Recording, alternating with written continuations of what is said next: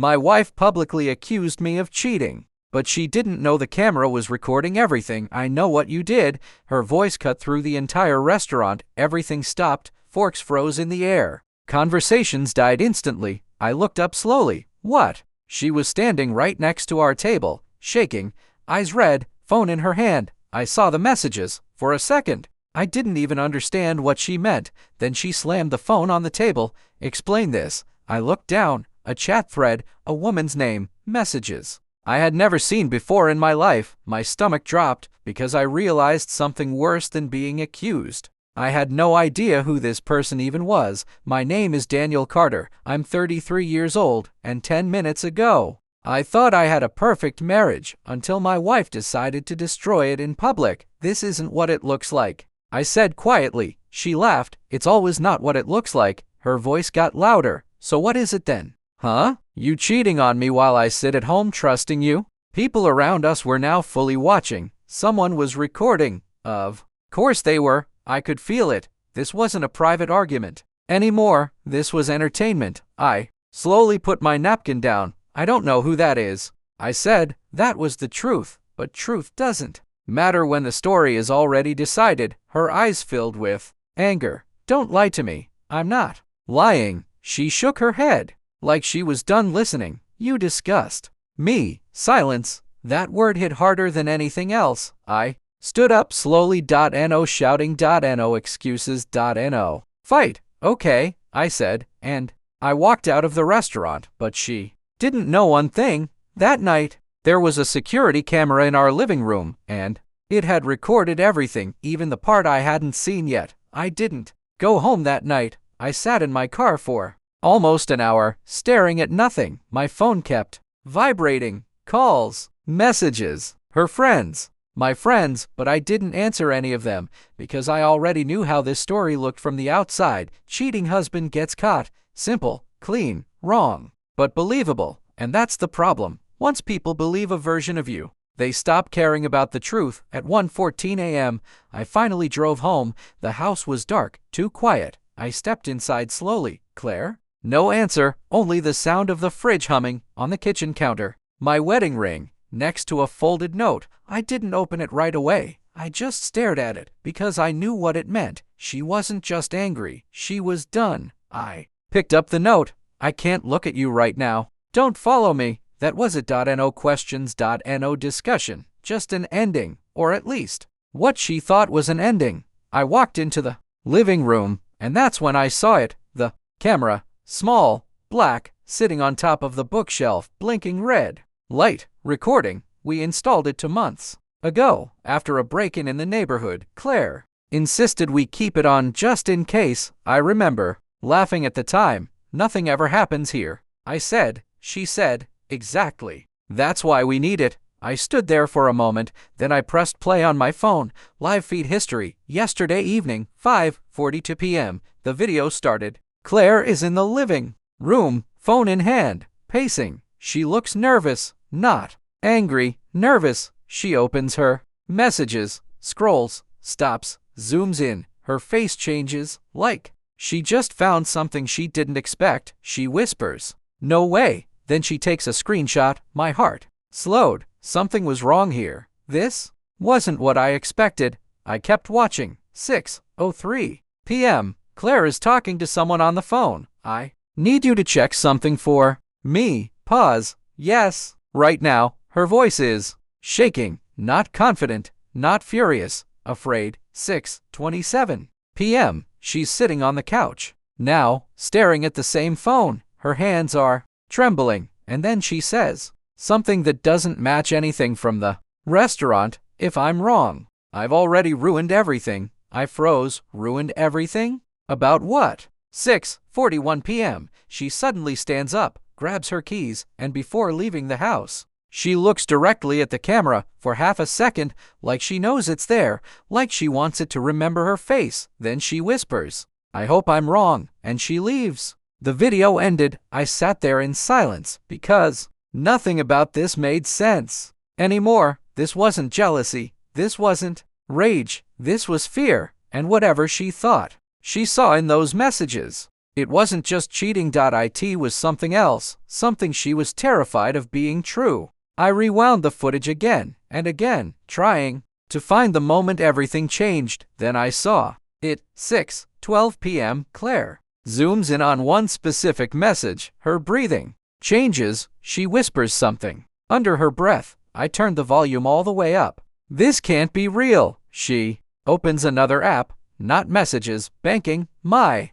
banking app. My stomach tightened because I never gave her access to that. She scrolls fast, too fast, like she already knows what she's looking for. Then she stops, freezes, her face goes pale, and she says, "No, he wouldn't do that." My mind went blank. Do what? 6:18 p.m. She's pacing again, talking to someone on speaker now. A man's voice answers. I don't recognize it. Claire says, "Tell me exactly where this money went." Pause. Then the man responds. It matches the same pattern as the others. Others, plural. I leaned forward. My chest felt tight. This wasn't about cheating. Not anymore. 6:24 p.m. Claire is crying. Now, not loud, silent crying. The worst kind. She says, if he's involved in this, then I don't even know him. Then she hangs up. I stopped the video. My hands were shaking because I knew one thing for sure now. Whatever she thought I did, it wasn't another woman. It was something she believed could destroy our entire life, and I needed answers. Now, I grabbed my keys and drove straight to her sister's house. If anyone knew where she went, it would be Emma. She opened the door after 2 knocks. One look at my face and she already knew something was wrong. She didn't come here, she said before I could speak. I stepped inside anyway. I just need to understand what she thinks I did. Emma hesitated, then slowly closed the door. She didn't tell you? Tell me what? She looked down. About the withdrawals. What withdrawals? Emma swallowed and said the words that made my entire body go cold. Daniel, your name is on accounts that shouldn't exist, and Claire thinks you've been moving money into something illegal. Silence. The room felt smaller. I shook my head. That's impossible. Emma looked at me. I know, but that's what she believes. And Daniel. She paused. There's something else. My stomach dropped. What else? Emma hesitated again, then finally said, she didn't leave because of anger. She left because she was going to the police.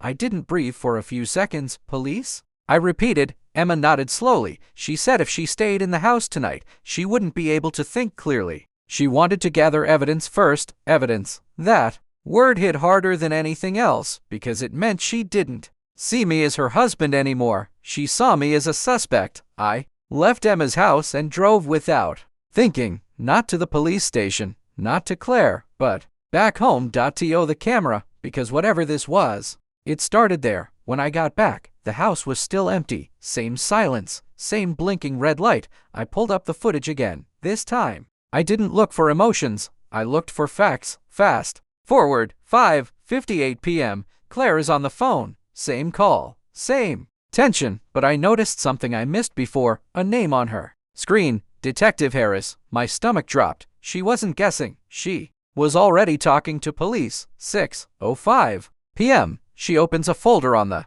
table. Paperwork, bank statements, printed emails. My name is on some of them. But then I zoomed in mentally on something. She said, these accounts aren't mine either. He opened them under a shared login. Shared login. That was impossible, unless. Then it hit me. 2 weeks ago, I logged into my bank account from a hotel Wi-Fi after a work trip, public network. I forgot to log out. I left it open, and someone else had access. 6:11 p.m. on the camera. Claire suddenly stops pacing. She gets a notification. She reads it. Her face changes completely. Confusion first, then shock, then fear. She whispers, "It's not him." I froze, because I had never seen that moment. Not in the restaurant, not in our argument, not anywhere. She grabs her phone and calls someone. Immediately. Cancel it. Now. He's not the one moving the money. Pause. Long silence. Her hand starts shaking. Then she says something I will never forget.